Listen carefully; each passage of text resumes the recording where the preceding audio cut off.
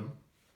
Today's reflection, as we come close to the sacred 3 days that celebrate the Lord's dying and rising for us. Today, the reading I would like to choose is the second reading of Palm Sunday.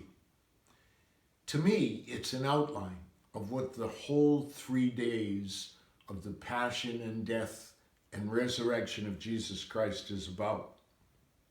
This reading unlocks the meaning of those days and gives us an opportunity to enter in and let the mystery of Christ's death and resurrection really unfold in the midst of our own lives. Let me read a portion of it to you.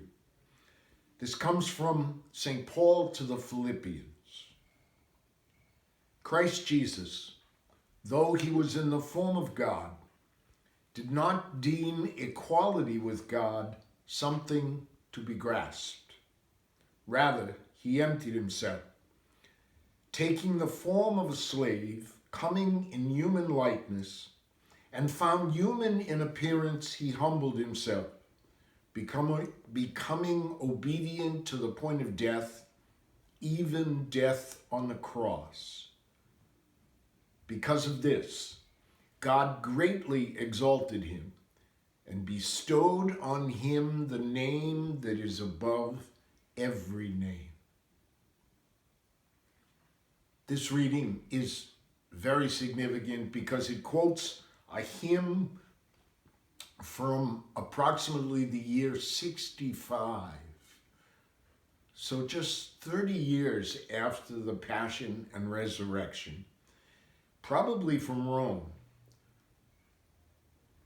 St. Paul has taken this hymn and put it into the scriptures because he tells us that the Lord emptied himself. He didn't hold on, but he surrendered and emptied himself. I think of the cross at St. Athanasius, which, as someone pointed out to me,